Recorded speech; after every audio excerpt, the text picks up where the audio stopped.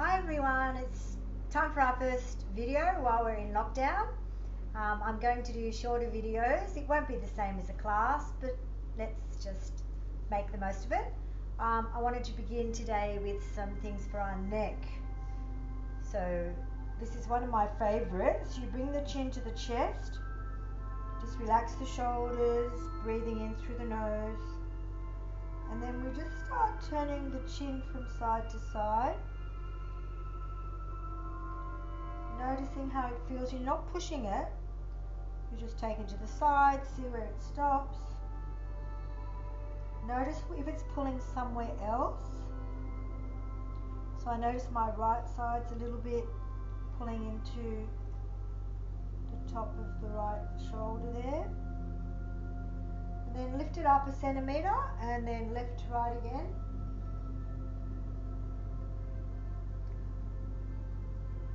So it's important to be mindful as we're doing this, just noticing everything.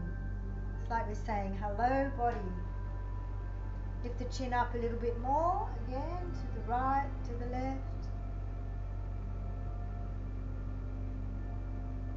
Stay as long as you like for each part. Lift up again, to the right, to the left. And you can always pause the video if you like one and do it a bit longer.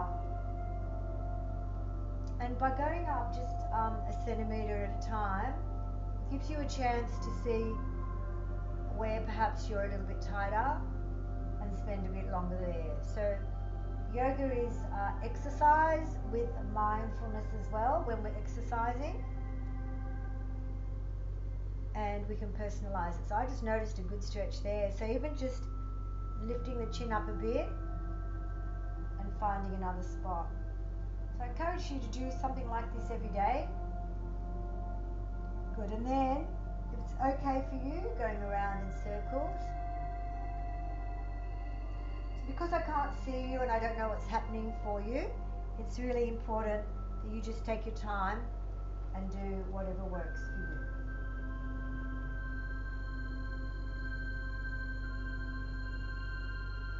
Any way you're comfortable, or if you prefer stand, I'll probably have to do a lot of these things seated because of the way the video is.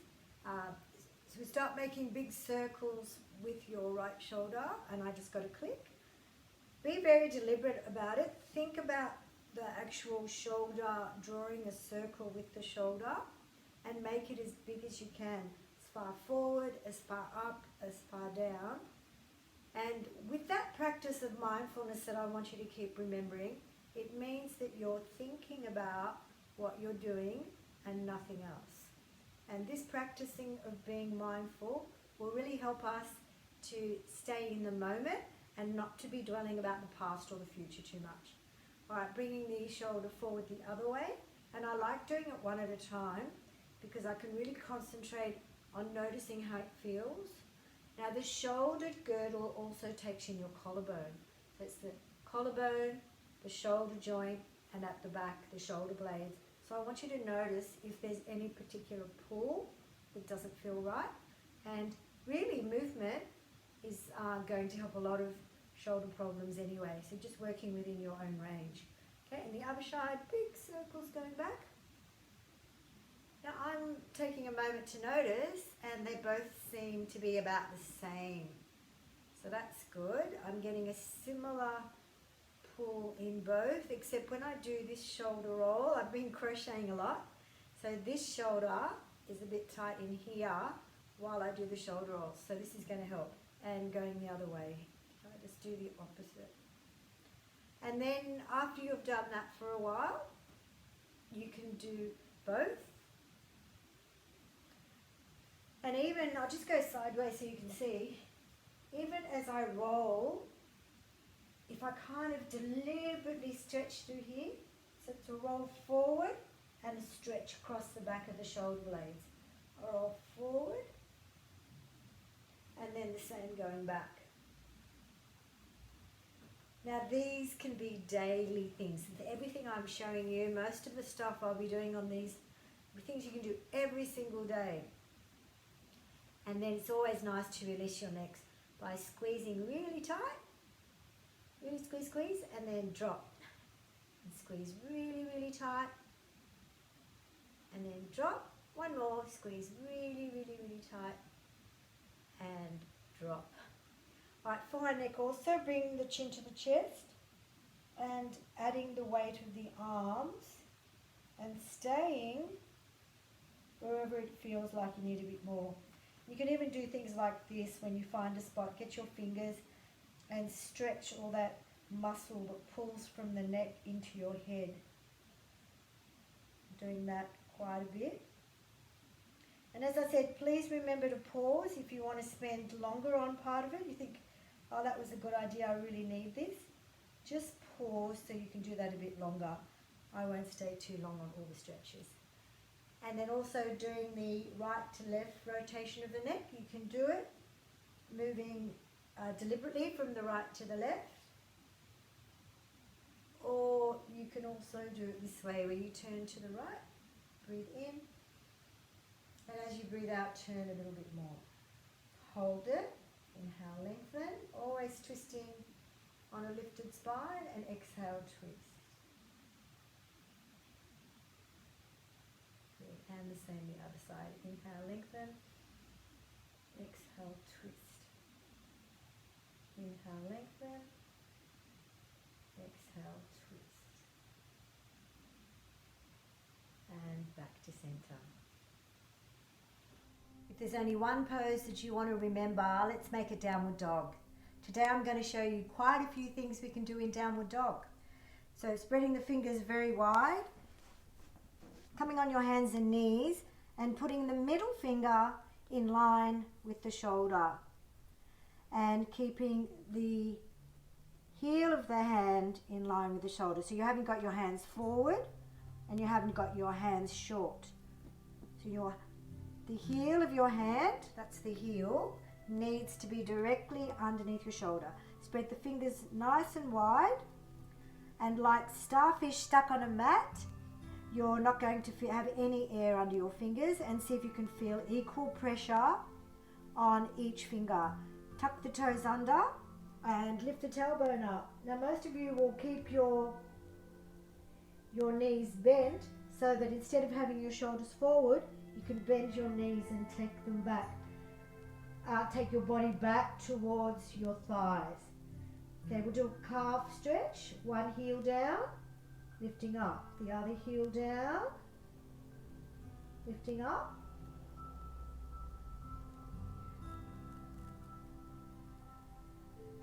And avoid the shoulders going forward. You want to keep that body close to the thighs. One heel down. Keep stretching your calves. Good. And then walk the feet a bit forward until you can get your heels to the ground. Now some of you again will have to have bent knees. Some of you might be able to come very close. Beautiful hamstring stretch. And you can move your hips to the right, to the left. We need to have this upper body strength. Pushing into the hands, into the fingers. Walking back again. And moving the hips to the right, to the left. See if you can move the hips a little bit more so you can get a beautiful stretch down the side of the body.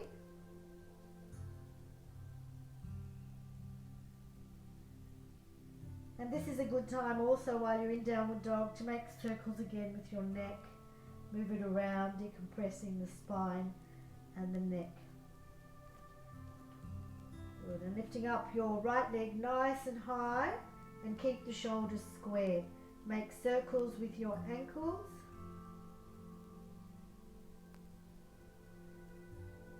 Like it. Straighten the leg, bend the leg, straighten, bend, straighten and bend. Changing legs now, lifting up the left leg, make circles with your ankles and the other side, going the other way, circles. Good, and then keep the leg nice and high and bend the leg, straighten the leg, bend the leg, straighten the leg. Bend the leg, straighten the leg, Good. Coming back into your downward dog. Now some of you will need a rest here, so this is a good pose to rest. You can either come into child's pose, curling up.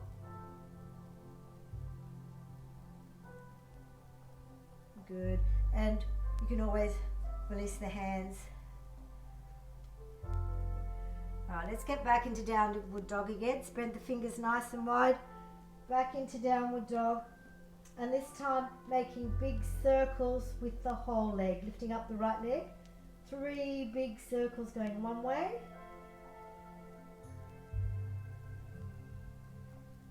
And 3 big circles going the other way.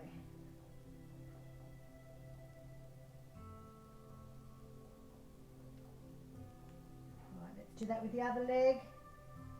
Big circles going one way. If this is getting hard, do it on your knees. Big circle going one way. And then going the other way. So do little variations until you get stronger.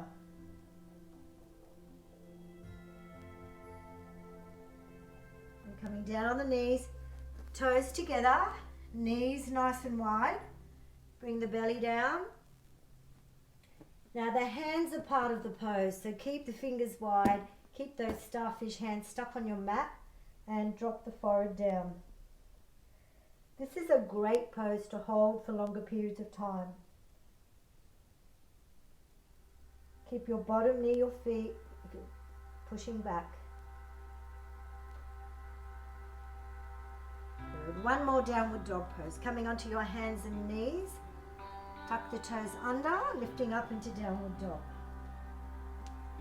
So in downward dog now, we're going to grab the right ankle with the left hand and pull. Again, more upper body strength and some flexibility. Changing the other side.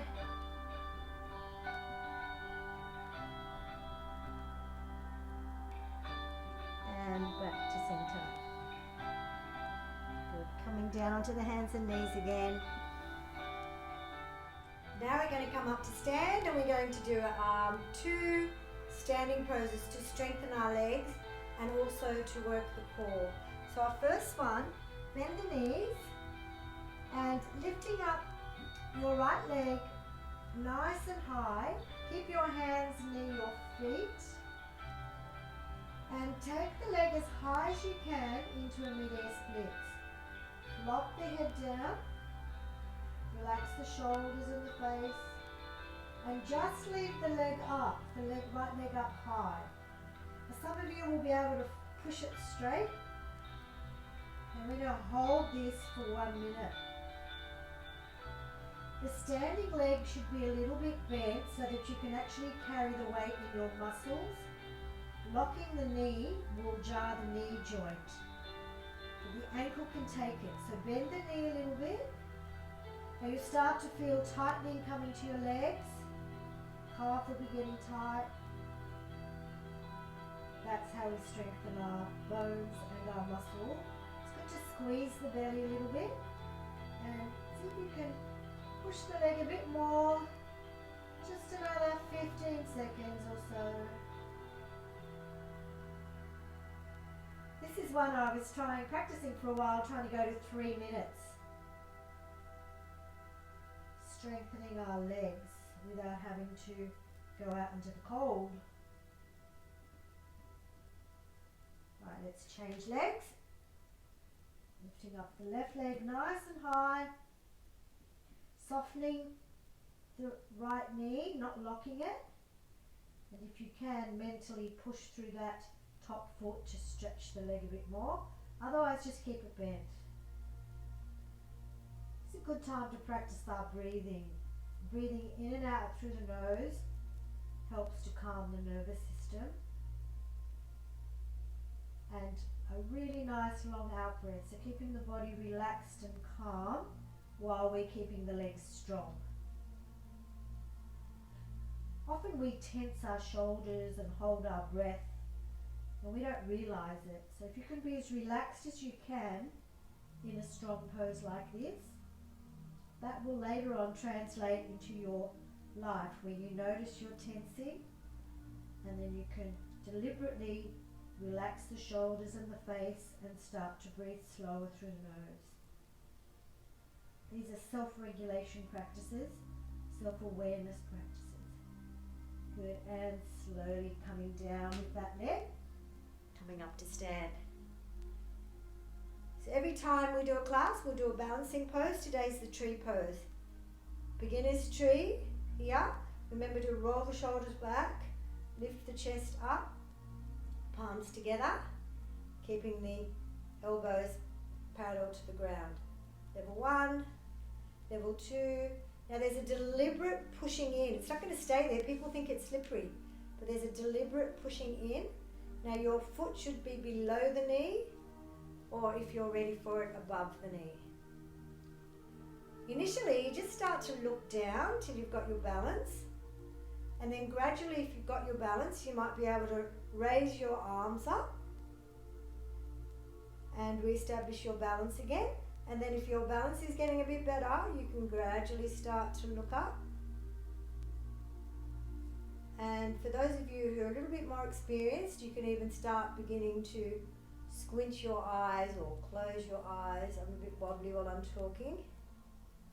And that's okay. You know, the abs, the brain, the legs, they're all working together to try and save us from falling. Now, a common thing, some people bring their knee in. See if you can deliberately open the thighs, take the knee back. Basic tree pose, draw the shoulder blades down. It's a bit harder, I'm on carpet. It's harder on carpet than it is on a harder surface. Good, and slowly coming down. Let's try that on the other side. It's okay to choose a beginner's level, and I think for a lot of people it's good to be near a wall or near something until you get a little bit better at it.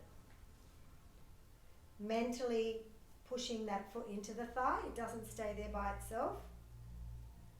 While you've lost your leg, use your eyes as an anchor for a little while as you look down. And once you establish that stability, add a little bit more complexity by lifting up the arms. And then if you're finding you're balancing quite well, start to look up. And over the next 2 videos, I'll be adding some more advanced versions of tree pose. But until you can do this basic level, let's not add any more. Remembering to take the knee back rather than allowing it to come forward, and never put the foot into the knee itself. Now, I'm always being asked to do Pilates in the class. People don't realize that Pilates actually originated from a lot of yoga poses and some variations, but it's mainly about the core stability and the abs working. And we're doing that in a lot of our yoga poses anyway.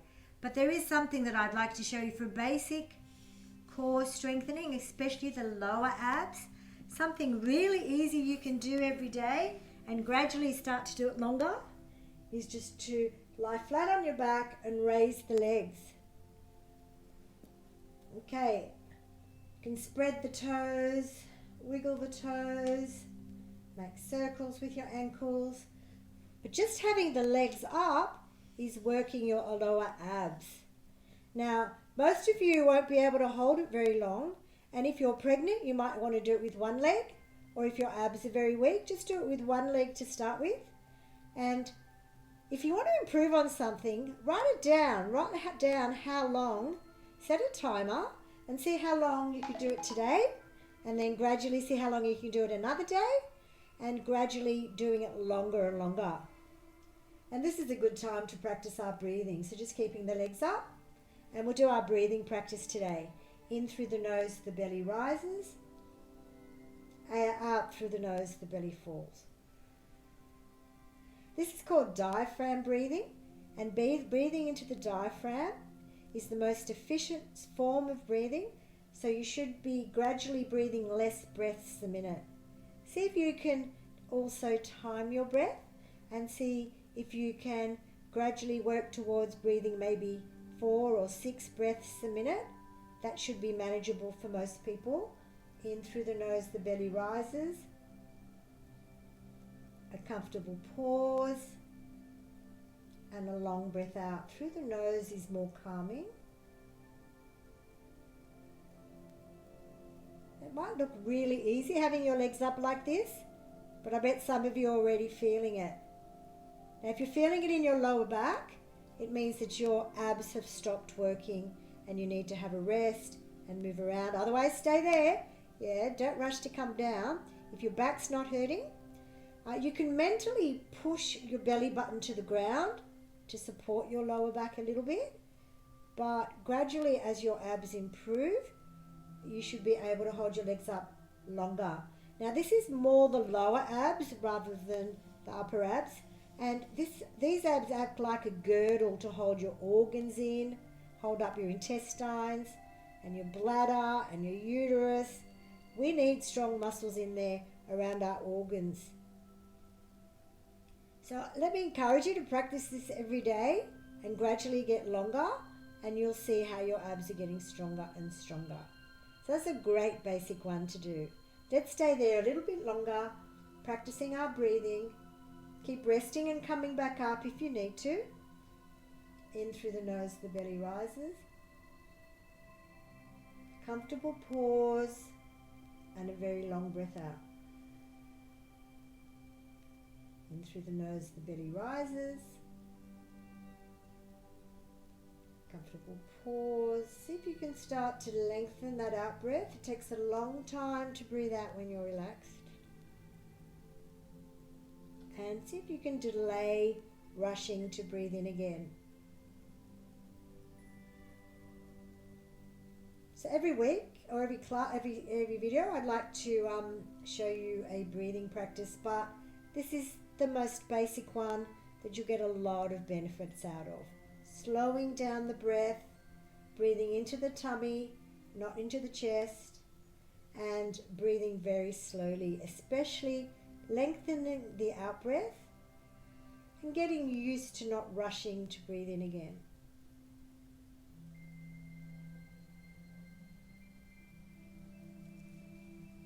Excellent. All right, coming up to sit. Now let's finish off now with, again, a quiet breathing meditation. So sitting any way that you're comfortable. There's a few different hand movements you can do. They're called mudras. You can look up different mudras, M-U-D-R-A, and there's some for the lower back and some for the digestive system and all kinds of things. I should look them up again, but maybe you could do that. One of the mudras I always remember is this one, where you put your fingertips together, sit up nice and tall. And I think this is the one for wisdom. And then different fingers together, like that or like that. Different fingers, choosing one. Or just having the palms up. And you know, having the palms up is just a gesture of like, I'm just going to take in this experience. And these are the things from yoga that some religions will object to. But if you've ever tried it, sitting in a position with the fingers that God gave us in different positions, you may feel an energetic shift. So we are physical beings, emotional beings, mental beings, spiritual people. We have all these dimensions and they're all real. So if you keep your fingers together like this and it feels a little bit more relaxing, or a little bit like this, that's not a bad thing. All right, so choosing a mudra, you can even just sit with the palms together. And the fact that they have an Indian name doesn't mean that we're going to be Hindus or Buddhists or anything. They've just got those names for tradition. All right, I might just sit in this position and breathing in through the nose, the belly rises a bit. Out through the nose, the belly falls. A very long breath out. And the breath should be fairly silent. A lot of people make a kind of a noisy breath, and that's actually a different kind of breathing practice. But for relaxing, a nice soft breath so that the person next to you couldn't even hear it. In through the nose, the belly rises. Out through the nose, the belly falls. And it's good to close your eyes perhaps for a little bit. And some people like to count. You might like to practice lengthening your breath cycle by counting a certain amount in, counting for a little pause and counting double length out and a comfortable pause before you breathe in. I don't want to direct your breath too much today. There's a lot of different techniques. Let's just practice first breathing slower and breathing in and out through our nose. Thanks for joining me and doing this video with me today. And we've got a message, but that's okay. I'll get better at turning off my phone. I look forward to doing another one for you, and any feedback would be appreciated. I'm not going to be an extra videographer, but if there's anything that you think will be useful, let me know. Namaste.